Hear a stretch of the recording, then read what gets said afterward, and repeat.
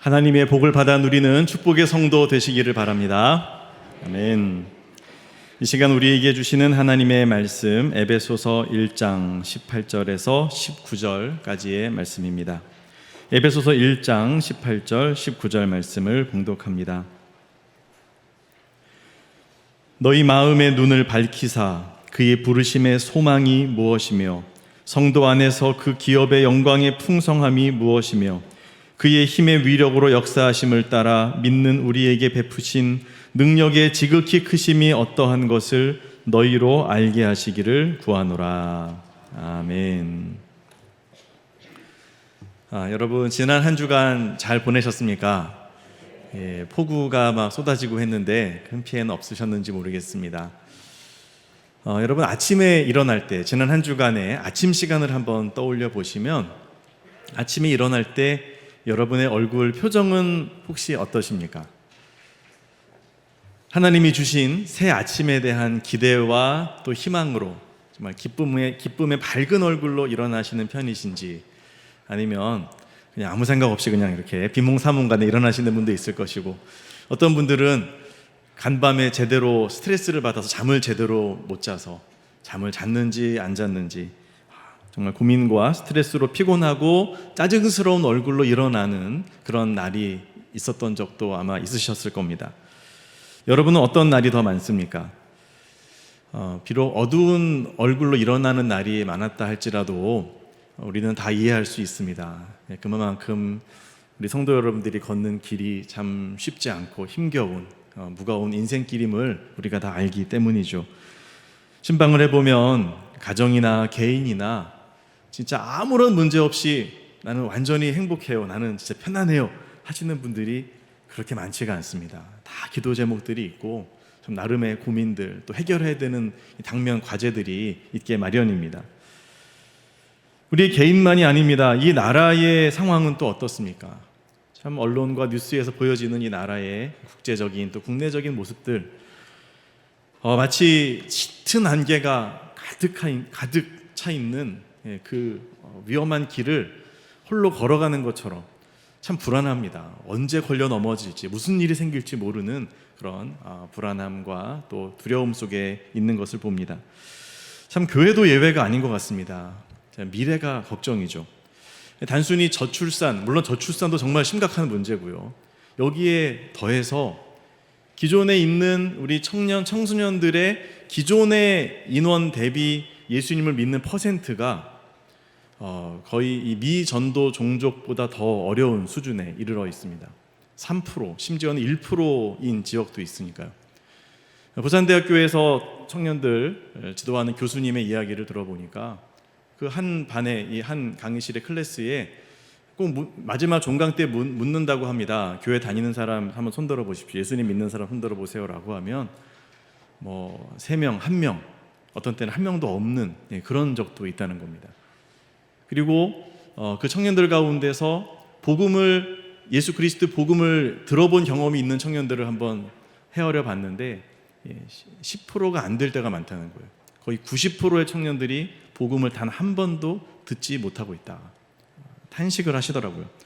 그래서 그 교수님이 그 청년들을 또 개인적으로 컨택해서 복음을 전하기도 한다라고 말씀을 하시는데, 이만큼 교회가 참 어렵습니다. 앞으로 10년 뒤에, 20년 뒤에 한국 교회가 어떻게 될 것인가, 그 생각을 하면 진짜 잠이 오지 않을 만큼 참 걱정이 되는 것이 사실입니다.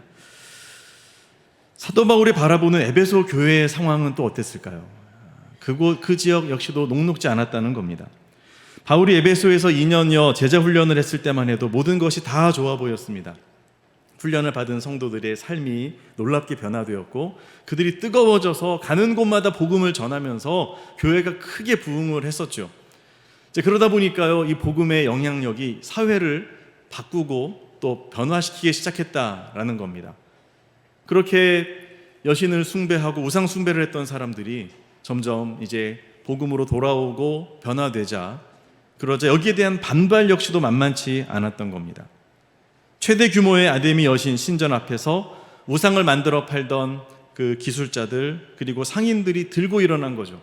본인들의 수입이 감소하는 게 느껴지니까 가만히 있을 수가 없었던 겁니다. 이들은 우상의 실체를 밝힌 교회를 강력하게 비난하면서 사람들을 선동해서 다 같이 여신의 이름을 부르면서 온 시내를 떠들썩하게 만들며 데모를 벌였습니다. 그러한 상황 속에서 바울은 더 이상 에베소에 머물러 있기가 어렵게 되었죠. 그 뒤로도 에베소 교회는 쉽지 않은 시간을 보내야만 했습니다.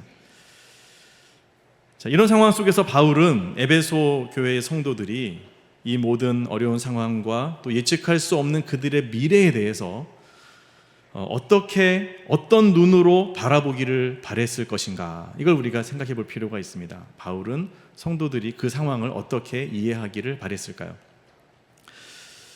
세상이 어떻게 보이세요? 라고 하는 책을 쓴 엄정순 화가가 있습니다. 이분은 20년 넘게 아이들, 시각장애인 아이들과 함께 미술 활동을 하고 그 아이들에게 미술을 가르치는 그 일을 했는데요.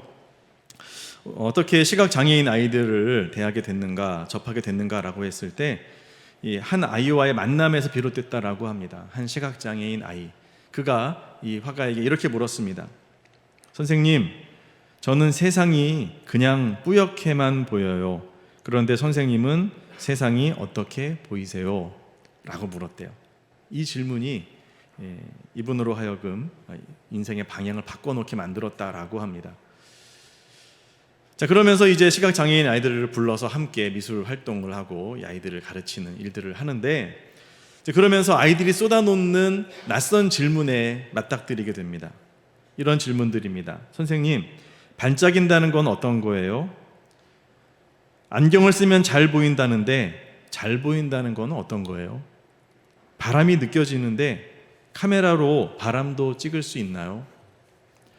한 번은 찰흙으로 자기 얼굴을 만드는 수업을 했는데 한 아이가 이렇게 물었답니다.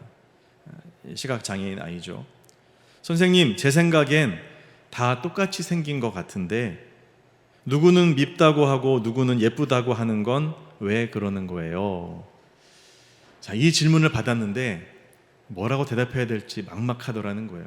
자, 그러면서 아름다운 것은 과연 무엇이고 추한 것은 어디서부터 나오는가, 여기에 대해서 본질적으로 다시 질문하면서 고민하게 되었다는 것이죠. 본질은 겉모습으로 보이지를 않습니다. 마음으로 바라봐야 접근할 수 있는 것 아니겠습니까? 우리가 하나님을 마음의 눈으로 바라볼 때 하나님께서 우리를 향해서 하시는 그 진실들이 하나하나 발견되어질 겁니다. 그래서 사도 바울은 이토록 중요한 마음의 눈을 위해서 오늘 본문에서 기도하고 있는 겁니다. 하나님, 에베소 성도들의 마음의 눈을 밝혀주셔서 하나님께서 그들을 위해 행하시는 그 위대한 일들을 그들이 제대로 알아볼 수 있게 해주십시오 라고 기도하죠. 자, 그러면서 이 마음의 눈이 밝혀졌을 때 성도들이 보게 되어지는 세 가지를 위해서 기도하고 있는데요, 그 중에서 첫 번째를 오늘 나누고자 합니다. 그것은 바로 부르심의 소망입니다. 따라합시다. 부르심의 소망. 성도들을 향한 하나님의 부르심의 그 소망이 무엇인지 알게 하기를 바울이 간구하고 기도하고 있는데요. 자, 부르심의 소망이란 게 무엇이겠습니까? 자, 부르심은 하나님이 불렀다는 거죠. 하나님의 자녀로 부르고 하나님의 백성으로 부르신 겁니다. 이 부르심이 어떠한 것이길래 성도들이 이 부르심 자체가 소망이 되고 가슴 뛰는 기대감이 넘치고 그렇게 설레임이 생기게 되었을까라는 거죠.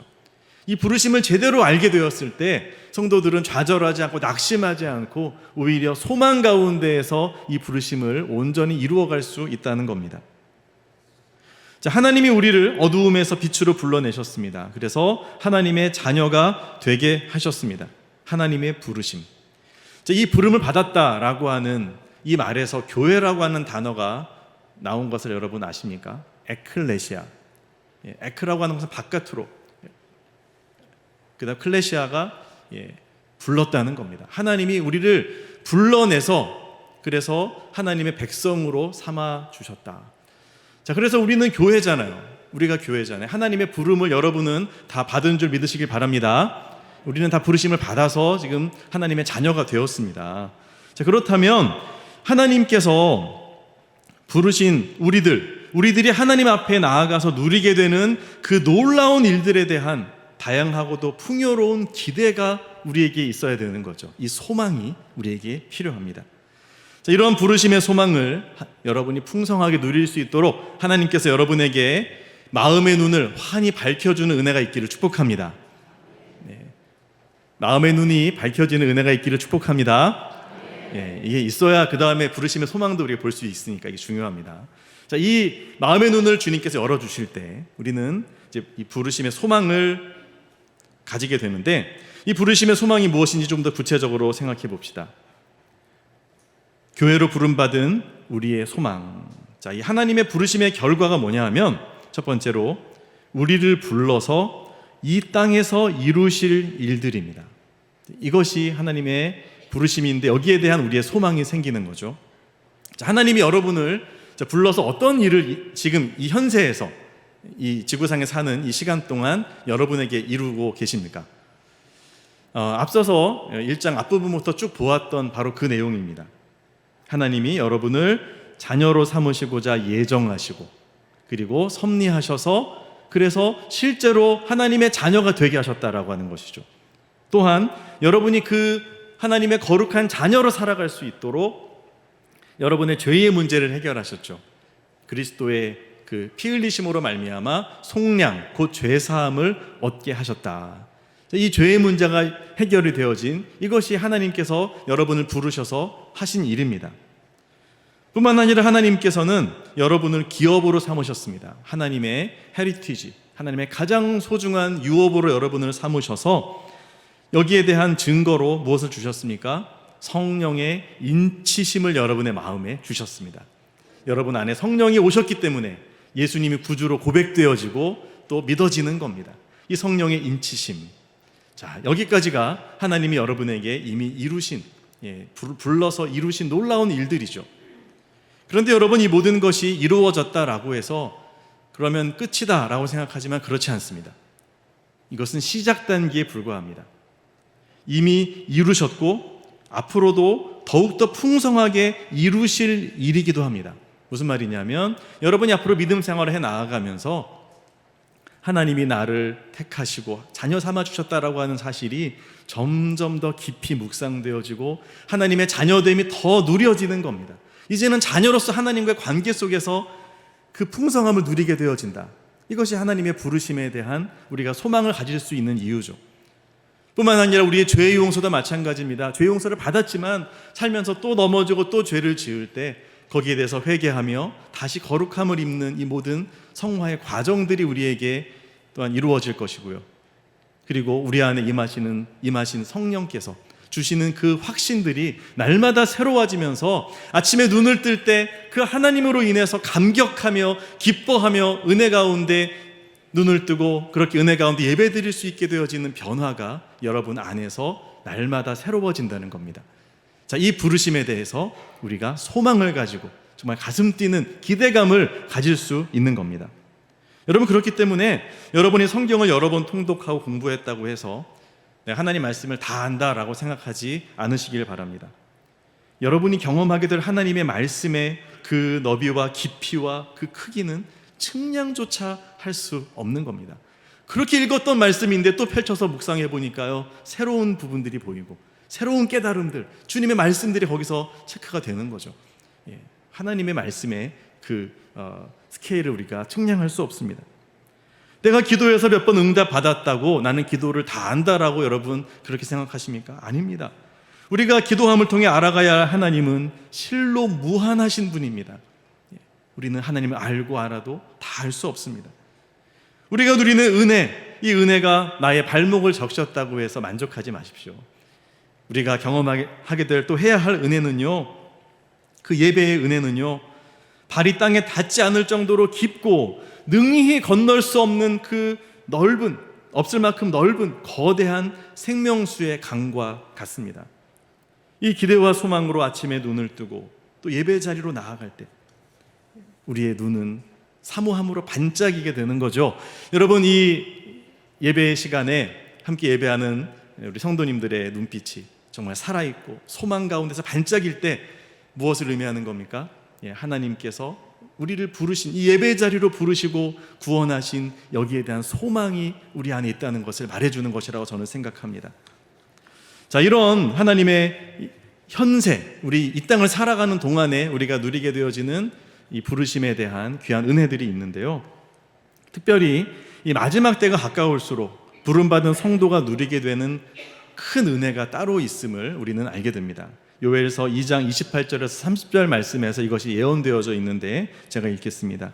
그 후에 내가 내 영을 만민에게 부어주리니 너희 자녀들이 장래 일을 말할 것이며 너희 늙은이는 꿈을 꾸며 너희 젊은이는 이상을 볼 것이며 그때 내가 또 내 영을 성령이죠 남종과 여종에게 부어줄 것이며 내가 이적을 하늘과 땅에 베풀리니 곧 피와 불과 연기 기둥이라. 아멘. 어떤 말씀입니까?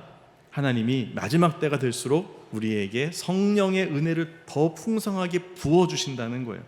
내 영을 남종과 여종에게 부어준다. 어른 나이 할 것 없이 나의 영을 부어주겠다. 여러분, 이 은혜를 우리가 사모하고 누려야 되는 겁니다. 우리 장년만이 아니라 우리 청년들도, 우리 초등학교, 우리 어린 아이들에게도 하나님의 성령께서 부어질 약속이 우리에게 주어져 있습니다. 여러분, 그러므로 지금이 저출산 시대다, 교회가 부흥이 가능하냐, 여러분 이렇게 비관적으로 말씀하지 마시길 바랍니다. 여러분, 하나님이 하시면 누가 감당하겠습니까? 하나님의 눈으로 바라봅시다. 부산 청년들의 90%가 복음을 못 들었습니까? 그러면 그들에게 복음을 전할 수 있는 블루오션 기회가 우리에게 주어진 것 아닙니까? 우리 청소년들의 97% 이상이 교회를 다니지 않는다면 그들이 장차 우리 교회에 와서 앉아 있어야 할 바로 그 영혼들임을 우리가 고백하면서 전도할 수 있는 것 아닙니까? 우리 눈에는 에스겔 골짜기에 그 환상 가운데서의 그 마른 뼈들처럼 죽어있고 소망이 없는 모습처럼 보일지라도 하나님, 그 하나님의 부르심 가운데 있다면 그 부르심의 소망, 그들이 변화되어지고 성령 안에서 새롭게 되어지고 충만하여서 하나님의 군대로 일어서게 될 그 영광스러운 모습을 우리는 고백할 수 있는 것입니다. 여러분, 그러므로 여러분의 가족 가운데서 한때 믿음 생활을 했다가 지금은 멀리 갔더니 교회 오지도 않고 교회 가라는 말 그렇게 듣기 싫어하고, 여러분 그런 가족들이 있다 할지라도 여러분 소망을 포기하지 마시길 바랍니다. 그들을 하나님이 택하시고 부르셨다면요, 반드시 그 안에서 하나님이 역사하실 그 시간이 있을 겁니다. 우리가 낙심하지 않고 기도하고 그리고 인내한다면 반드시 하나님은 그 일들을 이루실 줄로 믿습니다. 부르심의 소망, 이 소망을 우리가 놓치지 않고 우리의 살아가는 이 세대 속에서 이룰 것을 우리는 바라보아야 하는 것이죠. 바로 그와 같은 비전으로 우리 소정교회가 그렇게 어려웠던 88년도에 교육관을 무려 9층까지 짓지 않았습니까? 어른들을 위한 편의시설을 먼저 만들지 않고 청년과 다음 세대를 위해서 과감히 투자하고 선견 지명으로 준비했던 우리 소정교회의 모든 사역들을 통해서 우리 아이들과 또 다음 세대 청년들이 그렇게 양육되었고 정말 복음의 요람으로서의 역할들을 감당했음을 우리는 기억합니다. 여러분, 이와 같은 하나님의 부르심에 대한 소망은 지금도 유효합니다. 지금도 이 말씀은 우리에게 전해주고 있고 지금도 하나님은 똑같이 일하고 계십니다. 지난주에 본당에서 우리는 이 자리에 우리 교회학교 아이들하고 같이 예배를 드렸습니다. 저는 무척이나 감격스러운데 여러분은 어떠셨습니까? 특히 우리 유년주일학교 아이들 그냥 대답을 그렇게 우렁차게 해줘가지고 얼마나 고마웠는지 모릅니다. 우리 아이들, 우리 청년들을 보면서 어떤 마음이 들게 됩니까? 우리에게 소망이 있다. 하나님이 이들이 복음에 반응하는 모습을 보면서 하나님이 이들을 부르신 그 부르심이 지금도 일하고 계시는구나 라는 사실을 깨닫게 됩니다. 이들을 부르신 하나님께서는 앞으로도 일하실 것이고 아직 이 울타리 안에 들어오지 아니한 잃어버린 양들까지도 하나님은 얼마든지 부르셔서 구원의 역사, 부흥의 역사를 이루실 줄로 믿습니다. 여러분, 그러므로 이 소망을 우리가 놓치지 말자는 겁니다. 이 소망을 가지고 그리고 어떻게 해야 되겠습니까? 그냥 마음속에 소망만 품고 있으면 안 되죠. 말씀은 씨앗이고 소망도 씨앗입니다. 이 소망을 심어야죠.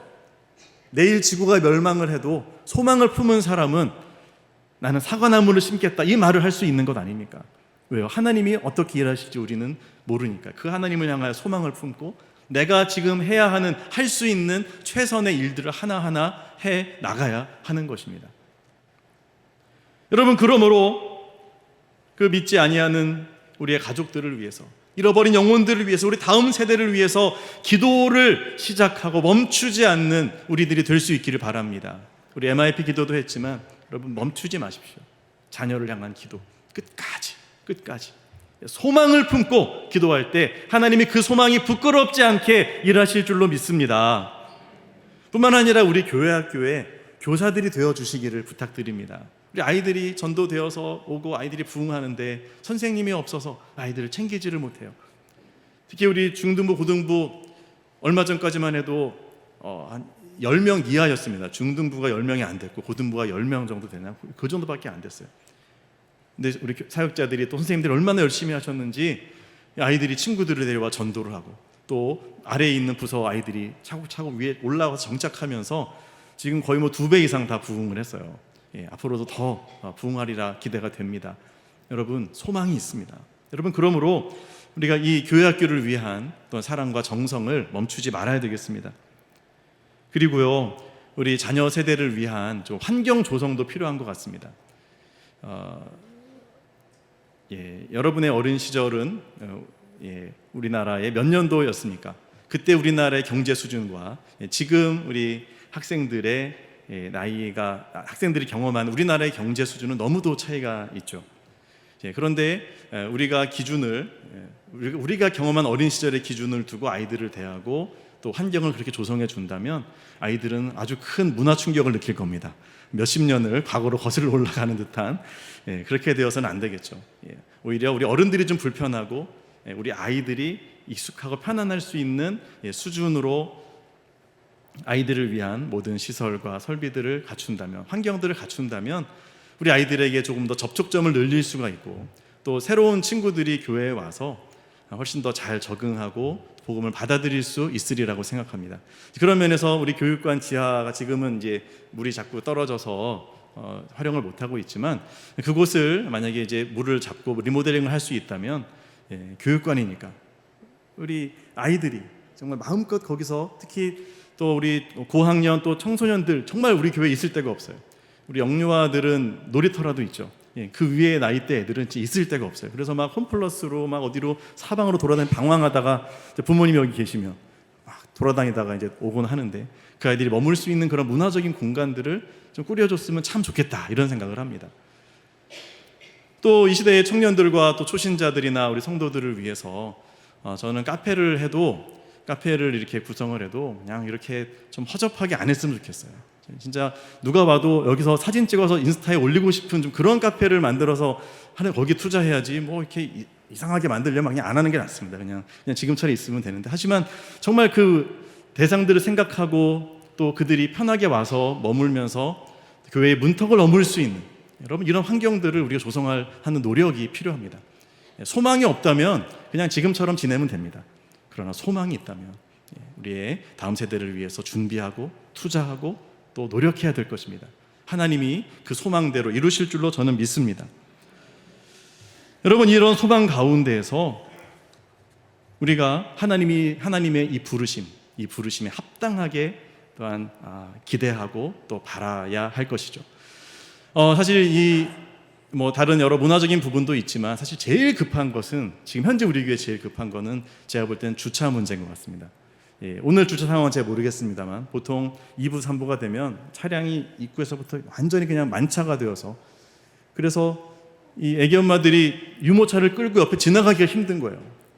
몇 번 하고 나면 다른 교회 가야 되겠다 할 수도 있고, 오늘 교회 가기 힘들겠다 그럴 수 있거든요. 여러분, 차량이 어느 이상 교회 안에 진입하면 안 되거든요. 근데 어떻게 이게 가능합니까? 방법은 달리 없습니다. 엄청난 여기 주차장을 짓던지, 그게 아니면 그냥 차가 안 들어오면 되겠죠. 누군가는 희생하고 헌신해서, 그래서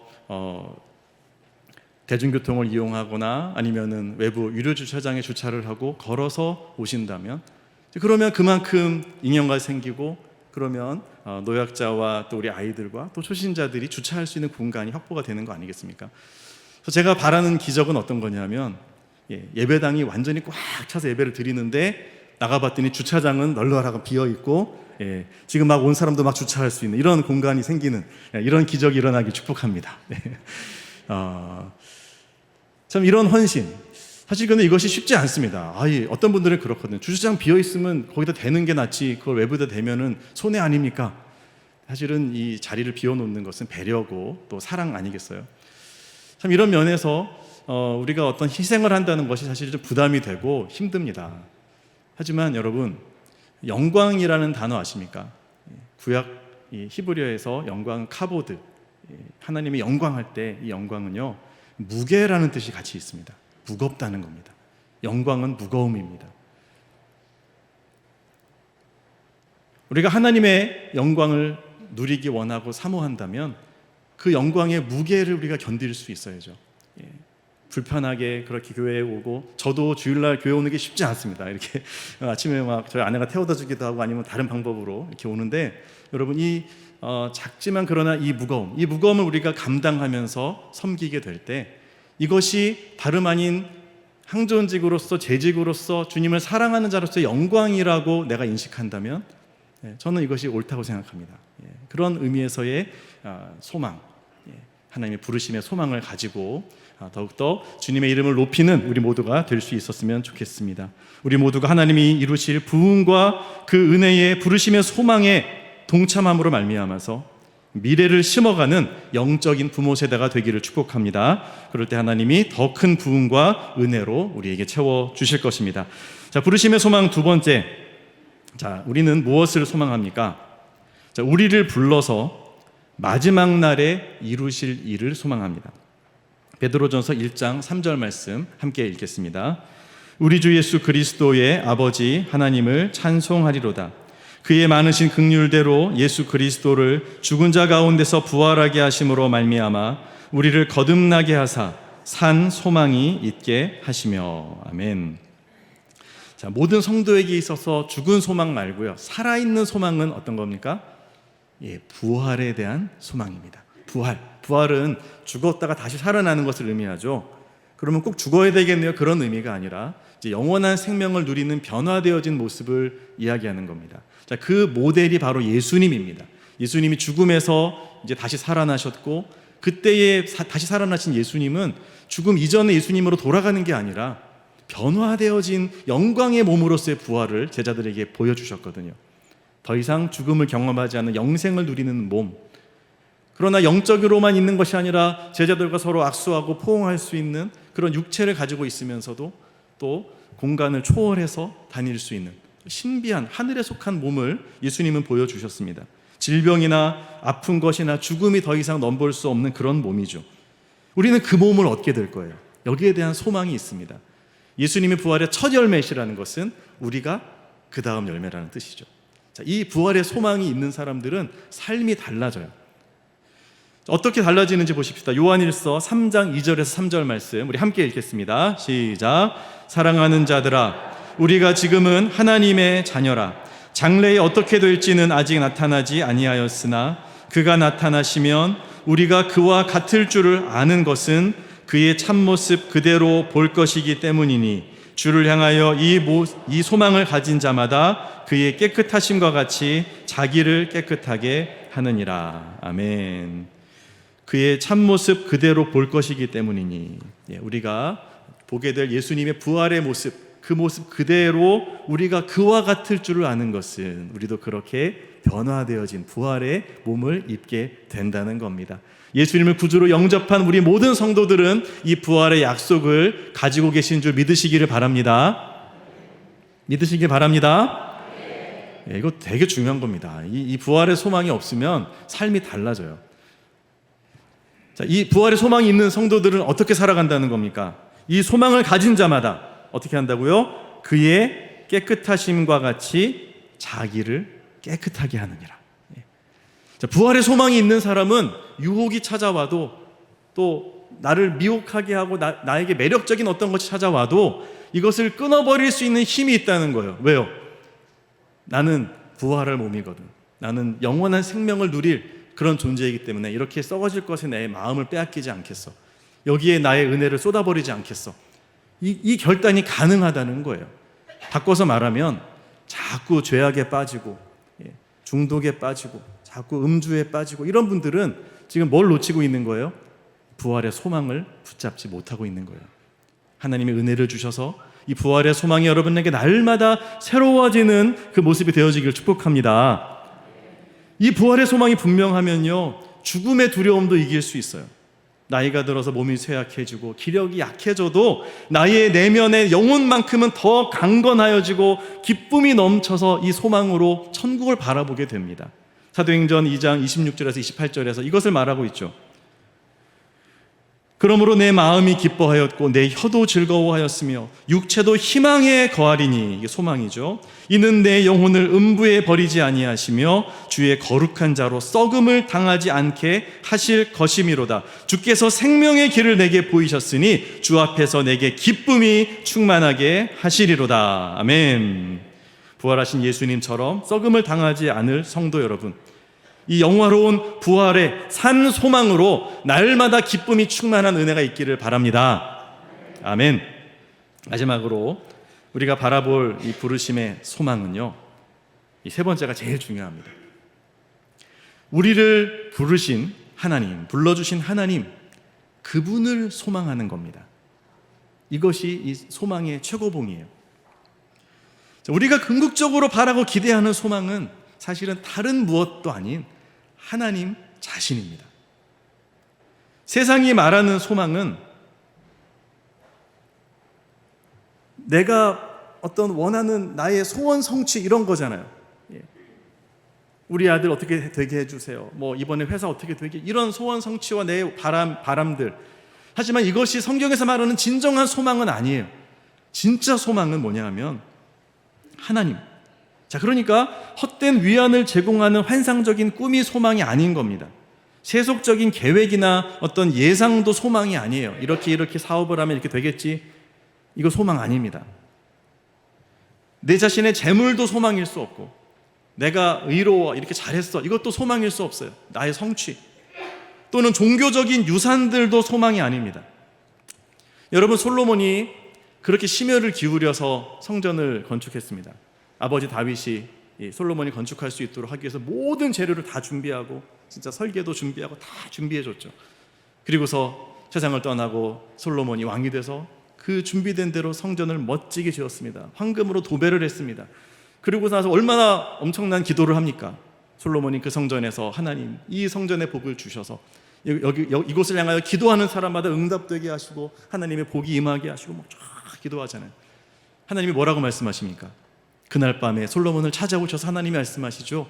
내가 너의 기도를 이미 응답하였다. 내가 이 성전을 거룩하게 하였다 말씀하십니다. 그런데 그게 끝이 아니에요. 하나님이 한마디를 더 하세요. 하지만 내가 아무리 이 성전을 축복하고 이 성전에 복을 내렸다 할지라도 너희가 나를 떠나면, 내가 나를 떠나 우상을 향하고 그리고 하나님을 등지고 서면 내가 이렇게 만든 성전이라도 다 무너뜨려버리고 다 파괴시켜버릴 거야 라고 말씀하십니다. 여러분, 이게 뭘 얘기하는 겁니까? 성전이 필요 없다는 뜻이 아닙니다. 중요합니다. 그런데 뭘 의미하는 겁니까? 제일 중요한 것은 하나님과 우리와의 관계라는 거예요. 우리의 진정한 소망은 성전 건물일 수 없는 겁니다. 우리의 재직의 직분일 수 없는 겁니다. 어떤 제자훈련 이런 교회 안에서 봉사 그 자체일 수 없는 겁니다. 우리의 진정한 소망은 뭐예요? 우리를 구원하실 삼위일체 하나님, 그분의 존재 자체가 우리의 소망이 돼야 돼요. 그래야 일어설 수 있습니다. 여러분, 세상을 바라보십시오. 얼마나 낙심되는 일이 많아요. 저는 우리 다음 세대들의 정말 그 교과 과정에서 일어나는 여러 일들을 설명을 들으면서 너무 낙심이 되더라고요. 이 시대의 그 동성애 문화들이 너무 판치는 모습들, 모든 영화와 드라마와 동성애 코드가 안 들어가는 게 없습니다. 이런 걸 보고 자라는 우리 아이들의 세대, 어린 시절부터 스마트폰을 보면서 거기 중독되어 있는 우리 아이들, 희망이 안 보여요.